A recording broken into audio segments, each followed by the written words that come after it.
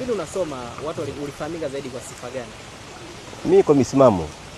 Watu wote waliosoma nao ukiwauliza watakwambia ni kwa misimamo, kwa kupenda haki, na nikilitafakari jambo nikalifahamu wanapenda kulisimamia mpaka mwisho. Maana nakumbuka wakati nasoma shule ya sekondari Kibaha, nilisoma pale form 1 mpaka form 4. 97 kama mwaka 2001. Kuna muda fulani ilikuwa hata walimu walikuwa hawaingii darasani kufundisha kwa wakati. Na mimi nilikuwa ni class rep. Lakini tulitisha kikao na tukawa tunamuita mwalimu mmoja mmoja darasani aje atuambie kwa nini afundishe. Swala ambalo lilileta misukosuko kidogo, lakini baadaye walikuja wakaanza kufundisha. Maana kwa mwalimu mmoja alikuwa anakuja darasani kila siku anafundisha topic moja. Ukimuuliza anakuambia sasa kama mwalimu wako nilipata division 4 nataka upate nini? Usipojua electricity basi utajua magnetism, sio lazima ujue zote. Kwa hiyo na sisi tuliona ni wajibu wetu walimu kutufundisha masomo yote. Kwa hiyo nilisimamia, kulikuwa na mtikisiko kidogo lakini ilisaidia. Kwa hiyo mambo ambayo nadhani wanaonifahamu watakwambia. Nenda hata nilikosoma huko maeneo mengine. Ni kwa misimamo. Sababu napenda sana haki. Na ni tukio gani ambalo utalisahau kabisa kipindi unasoma? Kuna siku moja nikiwa nasoma shule ya msingi Boma pale Dar es Salaam, Ilala.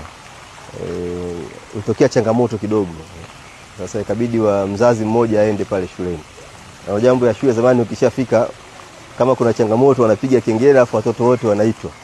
Tunapiga kengele watoto wakaitwa na mwisho wa siku mzee wangu alikuwepo pale.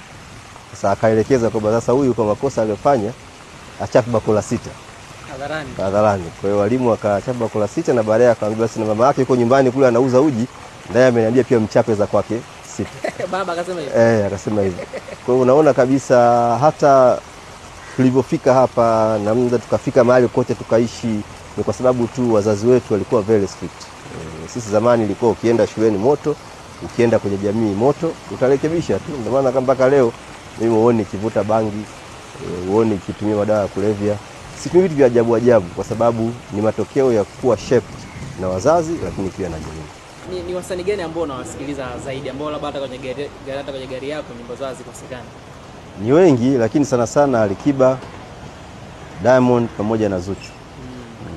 Unaweza kutuimbia wimbo wote kati ya ambao hata ukiamsha usingizini yani upo kichwani. Basi yoyote. Sana zipenda ni nyingi, kwa mfano Alikiba wimbo wake mapenzi yanalani dunia. Kienda kwa Diamond utanipenda. Kienda kwa Zuchu utaniua. Kwenye wimbo wa Zuchu ule utaniua. Nasikia la la la la la la la la la.